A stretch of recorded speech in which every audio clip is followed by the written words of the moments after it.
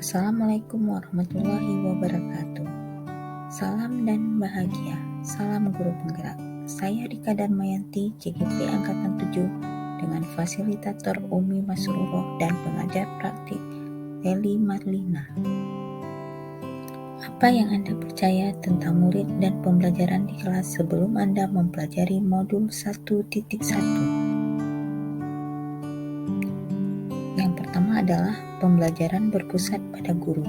Sebelum mempelajari modul 1.1, saya merasa peran saya sebagai guru adalah mentransfer ilmu saja, sehingga saya lebih berfokus pada tuntutan pencapaian kurikulum, dan saya memaksa anak untuk menguasai materi sesuai dengan kompetensi yang diterapkan.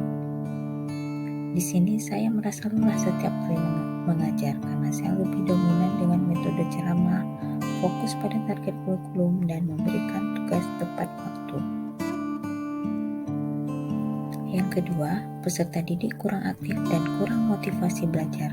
Dikarenakan saya sebagai guru lebih dominan menjadikan peserta didik menjadi kurang aktif saat pembelajaran di kelas. Mereka lebih banyak mendengarkan guru, dan pada akhirnya mereka tidak semangat untuk belajar, merasa bosan akibat pembelajaran yang tidak menarik dan menyenangkan. Selanjutnya adalah guru kurang memahami karakteristik peserta didik. Hal ini juga seringkali tidak diperhatikan. Sebagai guru, terkadang kita fokus pada pencapaian materi. Saya menyampaikan materi dan anak-anak akan diberi tugas yang harus dikumpulkan. Dan saya tidak melihat bahwa ada karakter yang berbeda-beda pada anak dalam pembelajaran. Yang saya lihat adalah hanya anak yang malas dan anak-anak yang rajin tanpa melihat latar belakang kenapa anak tersebut tidak mengerjakan tugasnya. Apa yang berubah dari pemikiran Anda setelah mempelajari modul 1.1?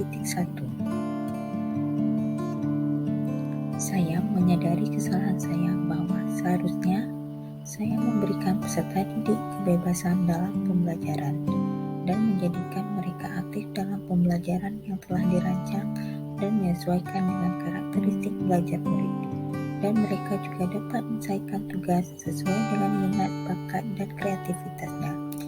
Guru tidak memaksakan kehendak kepada murid dalam pembelajaran.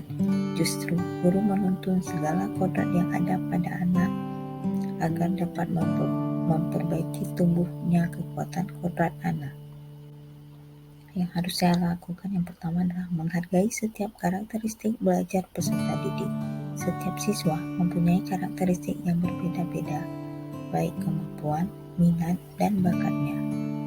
Maka kita harus menghargai keunikan dan perbedaan gaya belajar setiap siswa dengan memiliki beberapa pendekatan gaya belajar agar bisa memahami cara belajar siswa. Seharusnya saya merancang pembelajaran yang kreatif dan inovatif. Saya harus merancang pembelajaran yang kreatif dan inovatif agar pembelajaran dapat menyenangkan, sehingga membangun motivasi belajar bagi peserta didik. Maka dari itu, saya harus terbuka dan mengikuti setiap perkembangan zaman agar bisa menuntun peserta didik sesuai kodrat zaman. Apa yang dapat segera Anda terapkan lebih baik agar kelas menjalankan pemikiran Ki Hajar Dewantara?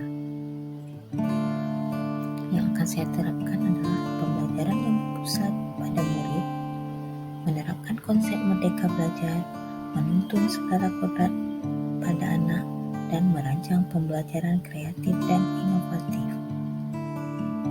Kesimpulan dari modul 1.1 adalah pendidikan adalah menuntun peserta didik sesuai minat dan bakat. Pendidikan bukan hanya ilmu akademik, namun penanaman budi pekerti yang baik. Pendidikan sejatinya berhamba pada murid. Sekian pemaparan koneksi antar materi, kesimpulan dan refleksi modul 1.1. Wassalamualaikum warahmatullahi wabarakatuh.